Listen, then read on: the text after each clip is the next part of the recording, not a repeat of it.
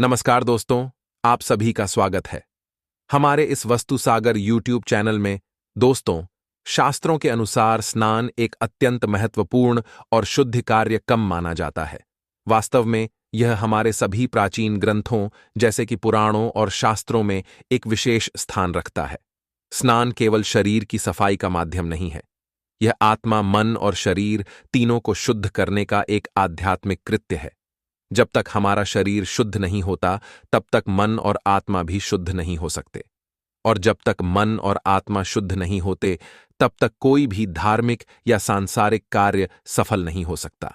यही कारण है कि हमारे शास्त्रों में यह कहा गया है कि किसी भी महत्वपूर्ण कार्य की शुरुआत से पहले शरीर को उचित स्नान से शुद्ध करना आवश्यक है। यदि ऐसा नहीं किया जाता, तो उन कार्यों में बाधाएं उत्पन्न हो सकती हैं और वे सफल नहीं हो पाते। शास्त्रों में स्नान के लिए कई महत्वपूर्ण नियम और विधियां बताई गई हैं। यदि हम इन नियमों का पालन करते हैं, तो न केवल हम अपने शरीर को शुद्ध करते हैं, बल्कि मानसिक और आध्यात्मिक लाभ भी प्राप्त करते हैं। स्वयं भगवान श्री कृष्ण ने स्नान के महत्व और इसे सही तरीके से करने के बारे में बताया है। उन्होंने कहा है कि जो कोई भी शास्त्रों में बताए गए विधि विधान से स्नान करता है, वह सभी पापों से मुक्त हो जाता है और उसे समृद्ध सुख और शांति प्राप्त होती है। हमारे शास्त्रों के अनुसार जब कोई व्यक्ति स्नान करते समय विशेष मंत्रों का जाप करता है, तो उस जल में ही पवित्र गंगा का वास हो जाता है और उस व्यक्ति का जीवन धन्य हो जाता है। जैसे गंगा स्नान सभी पापों को धो देती है, वैसे ही स्नान के दौरान मंत्रों का जाप करने से जल शुद्ध हो जाता है और उस व्यक्ति पर दिव्य कृपा बरसती है।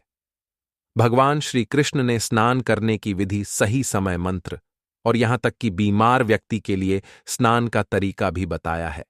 उन्होंने यह भी समझाया कि स्नान के तुरंत बाद क्या करना चाहिए। इन नियमों का पालन करने से न केवल गरीबी दूर होती है, बल्कि हर प्रकार की समृद्ध और सफलता प्राप्त होती है। स्नान से संबंधित सबसे महत्वपूर्ण नियमों में से एक है ब्रह्म मुहूर्त में स्नान करना। यह समय सभी आध्यात्मिक क्रियाओं के लिए सबसे शुभ माना जाता है। ब्रह्म मुहूर्त रात के अंतिम चरण में होता है, जो सूर्योदय से लगभग 1.5 से 2 घंटे पहले होता है। आमतौर पर यह समय सुबह 4 बजे से 5 बजे के बीच का होता है। शास्त्रों के अनुसार इस समय वातावरण में शक्तिशाली और दिव्य ऊर्जा होती है, जो आत्मशुद्धि और प्रार्थना के लिए सबसे उपयुक्त होती है। ब्रह्म मुहूर्त में स्नान करने से न केवल शरीर शुद्ध होता है, बल्कि मानसिक स्पष्टता और आध्यात्मिक जागरूकता भी बढ़ती है, जिससे पूरे दिन के कार्यों में सफलता प्राप्त होती है। इसके विपरीत सुबह 8 बजे के बाद स्नान करने की अनुशंसा शास्त्रों में नहीं की गई है। तब तक वातावरण में दिव्य ऊर्जा कम हो जाती है, जिससे व्यक्ति में सुस्ती और थकान का अनुभव हो सकता है और उसका अध्ययन निष्क्रियता में व्यतीत हो सकता है। जहां तक विवाहित स्त्रियों की बात है, विशेष रूप से जो पारंपरिक नियमों का पालन करती है, उनके लिए शास्त्रों में बाल धोने के कुछ विशेष नियम बताए गए हैं। स्त्रियों को अमावस्या, पूर्णिमा और एकादशी जैसे पवित्र दिनों में बाल धोने से बचना चाहिए। यह दिन अत्यंत पवित्र माने जाते हैं और इन दिनों बाल धोने से घर में दुर्भाग्य और अशांति आ सकती है। इसी प्रकार त्योहारों के दिन भी बाल धोने से बचना चाहिए और इसके बजाय एक दिन पहले बाल धो लेना उचित होता है। ज्योतिषीय दृष्टिकोण से देखा जाए तो अमावस्या, एकादशी और पूर्णिमा के दिन चंद्रमा अपनी चरम स्थिति या सबसे कमजोर स्थिति में होता है। इन दिनों बाल धोने से विशेष रूप से विवाहित स्त्रियों के लिए पारिवारिक जीवन में विघ्न उत्पन्न हो सकते हैं। सोमवार का दिन विवाहित स्त्रियों के लिए बाल धोने के लिए शुभ माना जाता है, लेकिन यदि कोई उपवास कर रही हो तो बाल धोने से बचना चाहिए। अगर किसी स्त्री का बच्चा सोमवार को जब जमा हो, तो उसे इस दिन बाल नहीं धोने चाहिए, क्योंकि यह उसके बच्चे के स्वास्थ्य पर बुरा असर डाल सकता है। मंगलवार को विवाहित स्त्रियों को बाल धोने से बचने की सख्त सलाह दी जाती है, क्योंकि यह दिन आर्थिक परेशानियों और वैवाहिक जीवन में तनाव का कारण बन सकता है। अगर किसी वजह से मंगलवार को बाल धोना जरूरी हो, तो बाल धोने से पहले आंवले का लेप लगाकर इसके नकारात्मक प्रभाव को कम किया जा सकता है। बुधवार को बाल धोना आमतौर पर शुभ माना जाता है, लेकिन जिन स्त्रियों के छोटे भाई होते हैं, उन्हें इस दिन बाल धोने से बचना चाहिए, ऐसा माना जाता है कि बुधवार को बाल धोने से छोटे भाइयों पर संकट आ सकता है। इससे बचने के लिए भगवान गणेश या वरुण देव की पूजा की जा सकती है।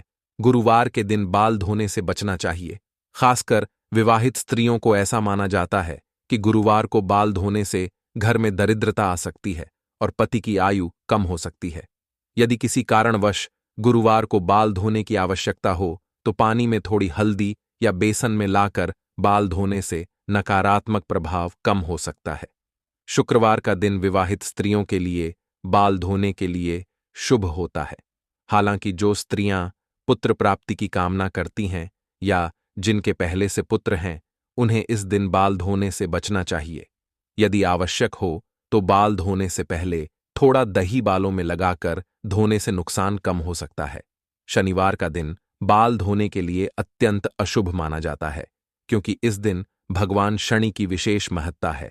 ऐसा माना जाता है कि शनिवार को बाल धोने से भगवान शनि का क्रोध आ सकता है, जिससे आर्थिक कठिनाइयां और पारिवारिक जीवन में समस्याएं उत्पन्न हो सकती हैं। यदि शनिवार को बाल धोना बहुत आवश्यक हो तो बाल धोने से पहले दूध का उपयोग बालों पर करने से नकारात्मक प्रभाव को कम किया जा सकता है। इन नियमों के अलावा यह भी कहा जाता है कि शनिवार, मंगलवार और गुरुवार के दिन नाखून या बाल काटने से बचना चाहिए। हमारे शास्त्रों के अनुसार इन दिनों नाखून या बाल काटने से हमारे शरीर के चारों ओर मौजूद सूक्ष्म ऊर्जाओं में अवरोध उत्पन्न हो सकता है, जो हमारे स्वास्थ्य और मानसिक स्थिति को प्रभावित कर सकता है। साथ ही विवाहित स्त्रियों के लिए उनके मांग सिंदूर लगाने की जगह का विशेष महत्व है। इसे गंगा स्थल कहा जाता है, जो पवित्रता और सौभाग्य का प्रतीक है। दोस्तों, आपको हमारी वीडियो कैसी लगी? कमेंट बॉक्स में जरूर बताएं।